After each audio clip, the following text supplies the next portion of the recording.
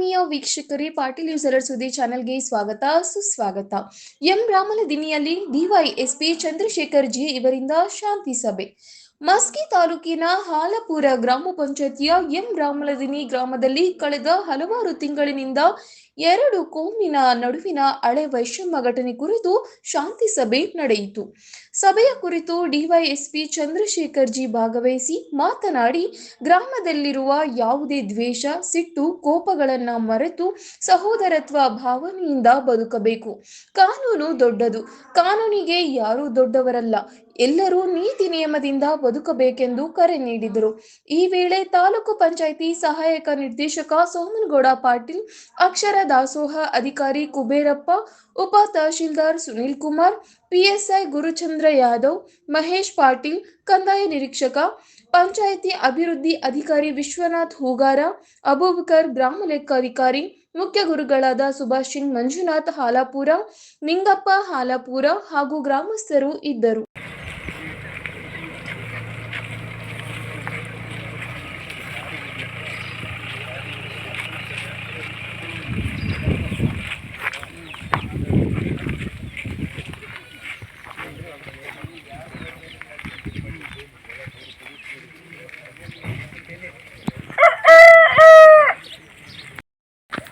ತಿಳಿಸಿ ರಾಜಿ ಮಾಡಿಸಿ ಕೇಸ್ ಆಗಿದ್ರೂ ಸಹ ನಾವೇನೋ ಒಂದು ರೀತಿಯಿಂದ ಕಾನೂನು ರೀತಿ ಕ್ರಮ ತಗೋಬೇಕು. ಎಲ್ಲ ರೀತಿಯಿಂದ ನಾನು ನಿಮಗೆ ಸಹಕಾರ ಮಾಡ್ಕೊಂಡು ಬಂದಿದ್ದೀನಿ. ಆದ್ರೂ ನಿಮ್ಮಲ್ಲಿ ವೈಮನಸ್ಸು ಅನ್ನೋದು ಬೇಡ. ಈಗ ನಿಮ್ದು ಏನಿದ್ರು ವೈಮನಸ್ಸು ಶಾಂತ ರೀತಿಯಾಗಿ ಎರಡೂ ಕೋಮಿನ ಜನರಿದ್ದೀರಿ. ಒಬ್ಬೊಬ್ಬರು ನೀವೇನು ಹೇಳೋದು ಹೇಳ್ರಿ. ಮಾನ್ಯ ಡಿ ಎಸ್ ಸಾಹೇಬರು ಆಲಿಸ್ತಾರೆ. ಮಾನ್ಯ ಡಿ ಎಸ್ ಸಾಹೇಬರು ಸಹ ಒಂದು ಸಲಹೆ ಸೂಚನೆ ಹೇಳ್ತಾರೆ. ಅವ್ನು ತಾವು ದಯವಿಟ್ಟು ಕೇಳ್ಕೊಂಡು ಪೊಲೀಸ್ ಇಲಾಖೆಯೊಂದಿಗೆ ಸಹಕರಿಸಿಕೊಂಡು ಶಾಂತ ರೀತಿಯಿಂದ ಜೀವನ ಮಾಡಂತ ಹೇಳ್ತಾ ಅಂಬೇಡ್ಕರ್ ಸಂವಿಧಾನದಲ್ಲಿ ಬರೆದಿದ್ದಾರೆ, ರೂಲ್ ಆಫ್ ಲಾ ಅಂತ ಬರೆದಿದ್ದಾರೆ. ರೂಲ್ ಆಫ್ ಲಾ ಅಂದರೆ ಕಾನೂನಿನ ಆಳ್ವಿಕೆ ಅಂತ ಬರೆದಿದ್ದಾರೆ. ಯಾರ್ದು ಆಳ್ವಿಕೆ ಇಲ್ಲ, ಕಾನೂನು ಪ್ರಕಾರವಾಗಿ ಎಲ್ಲರೂ ನಡ್ಕೊಳ್ಳೇಬೇಕು. ಅವ ಪ್ರೈಮ್ ಮಿನಿಸ್ಟರ್ ಇರಲಿ, ಚೀಫ್ ಮಿನಿಸ್ಟರ್ ಇರಲಿ, ಗವರ್ನರ್ ಇರಲಿ, ಯಾರೇ ಇರಲಿ, ಅವರು ಕಾನೂನಿನ ಪ್ರಕಾರ ನಡೆದುಕೊಳ್ಬೇಕು ಅಂತ ಸಂವಿಧಾನದಲ್ಲಿ ಬರೆದಿದ್ದಾರೆ. ಸಂವಿಧಾನವನ್ನು ಎಲ್ಲರೂ ನಾವು ಪಾಲನೆ ಮಾಡಬೇಕು. ನಮ್ಮ ಡೆಮೊಕ್ರೆಟಿಕ್ ಸಿಸ್ಟಮಲ್ಲಿ ನಾವೆಲ್ಲರೂ ಕಾನೂನಿಗೆ ಅಧೀನ. ಕಾನೂನು ಇರೋದು ನಮ್ಮ ಒಳ್ಳೆಯದಕ್ಕೋಸ್ಕರ. ಕಾನೂನು ಯಾರಿಗೆ ಕೆಟ್ಟದ್ದು ಮಾಡೋದಕ್ಕೋಸ್ಕರ ಇಲ್ಲ. ಇವನು ಒಬ್ಬನೇ ಇದ್ದಾನೆ, ಇವನಿಗೆ ಹೊಡಿ, ಅವ್ರು ಭಾಳ ಜನ ಇದ್ದಾರೆ, ಅವರಿಗೆ ಸಪೋರ್ಟ್ ಮಾಡು, ಇಲ್ಲ. Equal before law, all are equal before law ಅಂದರೆ ಕಾನೂನಿನ ಕಣ್ಣಿನಲ್ಲಿ ಎಲ್ಲರೂ ಸಮಾನರು. ಯಾರು ದೊಡ್ಡವರಲ್ಲ, ಸಣ್ಣವರು ಅಲ್ಲ. ಯಾರ ಮೇಲೆ ಯಾರು ದೌರ್ಜನ್ಯ ಮಾಡೋಕ್ಕಾಗಂಗಿಲ್ಲ. ಯಾರಾದರೂ ಕಾನೂನನ್ನ ಕೈಗೆತ್ಕೊಂಡ್ರೆ ಅವ್ರ ಮೇಲೆ ಆ್ಯಕ್ಷನ್ ಆಗ್ತದೆ. ಅದನ್ನು ಹೇಳೋದಕ್ಕಾಗಿ ನಾವು ನಿಮ್ಮ ಊರಿಗೆ ಬಂದಿದ್ದೀವಿ. ಇಡೀ ಸರ್ಕಾರನ ಬಂದದೆ, ಎಲ್ಲ ಸರ್ಕಾರ ನಾವು. ಈ ರಾಜಕೀಯ ಇಲ್ಲದ ಯಾವುದೇ ಊರನ್ನು ಹುಡ್ಕೋಕೆ ಸಾಧ್ಯನೇ ಇಲ್ಲ. ಸಮಸ್ಯೆ ಇಲ್ಲದ ಊರನ್ನು ಹುಡ್ಕೋಕೆ ಸಾಧ್ಯ ಇಲ್ಲ. ಎಲ್ಲ ಊರಿನಲ್ಲೂ ಸಮಸ್ಯೆಗಳೆಲ್ಲ ಇದ್ದಾವೆ, ಎಲ್ಲ ಊರಿನಲ್ಲೂ ರಾಜಕೀಯ ಇದೆ. 42 ಇಲಾಖೆಗಳು ಬೇರೆ ಬೇರೆ ಕೆಲಸಗಳನ್ನು ಮಾಡ್ತವೆ. ಆಯಾ ಇಲಾಖೆಗೆ ಸಂಬಂಧಪಟ್ಟಿದ್ದು ಅವ್ರು ಕೆಲಸ ಮಾಡ್ತಾರೆ, ಅವರು ನಿರ್ಧಾರ ತೆಗೆದುಕೊಳ್ತಾರೆ. ಅದಕ್ಕೆ ನಾವೆಲ್ಲರೂ ಬದ್ಧರಾಗಿರಬೇಕು. ಅವ್ರೇನಾದರೂ ಕಾನೂನು ಬಿಟ್ಟು ಏನಾದರೂ ಮಾಡಿದ್ರೆ ಅದನ್ನ ಪ್ರಶ್ನೆ ಮಾಡೋ ಅಧಿಕಾರ ಎಲ್ಲರಿಗೂ ಇದೆ. ನೀನು ಪ್ರಶ್ನೆ ಮಾಡೋಂಗಿಲ್ಲ, ಹಂಗಿಲ್ಲ ಅಂತ ಯಾರೂ ಹೇಳಂಗಿಲ್ಲ. ಅವ್ರು ತಪ್ಪು ಮಾಡಿದ್ರೆ ಅಧಿಕಾರಿ ಇರಲಿ, ಯಾರೇ ಇರಲಿ, ಅದನ್ನು ನೀನು ತಪ್ಪು ಮಾಡ್ತಾ ಇದೆಯಾ ಅಂತ ಪ್ರಶ್ನೆ ಮಾಡೋ ಅಧಿಕಾರ ಎಲ್ಲರಿಗಿದೆ. ನಾವು ಕಾನೂನು ಪ್ರಕಾರವಾಗಿ ಕೆಲಸ ಮಾಡೋದಕ್ಕೆ ನಮ್ಮ ಪಿ.ಡಿ. ಅವರಿಗೆ ಮನವಿ ಮಾಡಿದ್ವಿ. ಅವರು ಏನು ನಿರ್ಧಾರವನ್ನು ತೆಗೆದುಕೊತಾರೆ ಆ ನಿರ್ಧಾರ ಸರ್ಕಾರ ನಿರ್ಧಾರ ಅಂತ ತಿಳ್ಕೊಬೇಕು ನಾವೆಲ್ಲರೂ. ಬೇರೆ ಯಾರು ಪಿ.ಡಿ. ಒ ತಗೊಳ್ಳೋಣ, ತಹಸೀಲ್ದಾರ್ ತಗೊಳ್ಳೋಣ, ಇವ್ರು ತಗೊಂಡ್ರೆ PSI ತಗೊಳ್ಳೋಣ, ಇಲ್ಲ. ಅದಕ್ಕೋಸ್ಕರ ನಮಗೆ ಸಿಕ್ಕಿರೋ ಸೌಲಭ್ಯವನ್ನು ನಾವು ಉಪಯೋಗ ಮಾಡೋದು ಕಲಿಬೇಕು.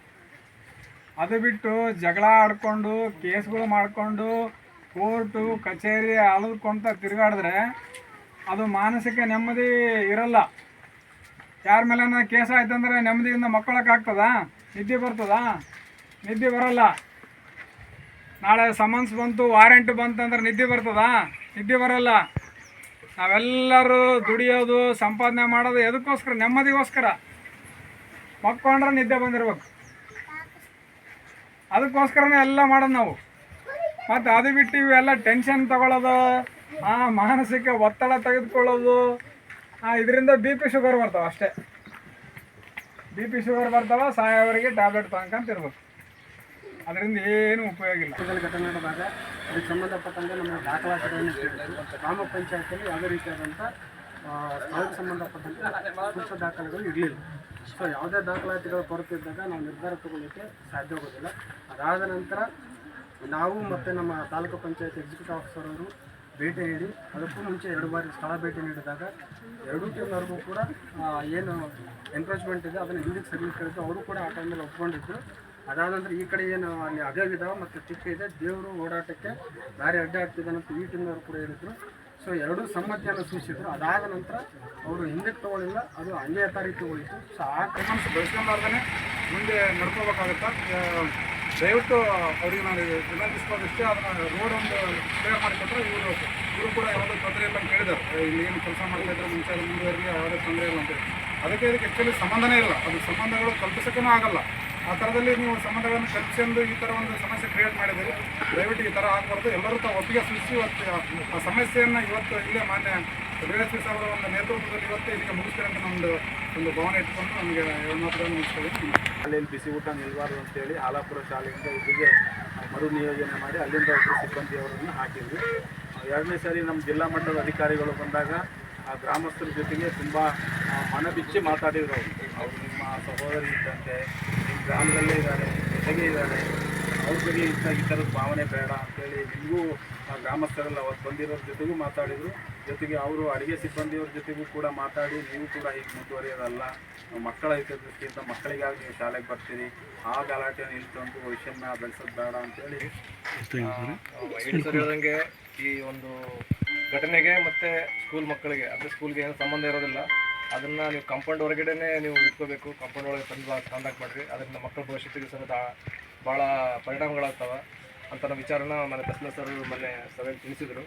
ಸೊ ಅದಾಗಿ ಸಮೇತ ಇದು ಇದೇ ರೀತಿ ಮುಂದುವರೆದಿದೆ. ಸೊ ಈ ವಾತಾವರಣ ತಿಳಿಗೊಳಿಸಲಿಕ್ಕೆ ಮಾನ್ಯ ಡಿ.ವೈ.ಎಸ್.ಪಿ ಸಾಹೇಬರು ಬಂದಿದ್ದಾರೆ. ಸೊ ಅವರು ಮಾನ್ಯರು ಏನು ಹೇಳ್ತಾರೆ ಅದನ್ನು ಕೇಳಿಕೊಂಡು ಅದ್ರ ಪ್ರಕಾರ ನಡೆದರೆ ಕಾನೂನು ಮತ್ತು ಸುವ್ಯವಸ್ಥೆ ಆಗಿರ್ತದೆ, ಮತ್ತು ವಾತಾವರಣ ಸಹ ಕ್ಲಿಯರ್ ಆಗ್ತದೆ ಅಂತ ಭಾವಿಸ್ತಾ ನಾನು ಮಾತಾಡ್ತೀನಿ.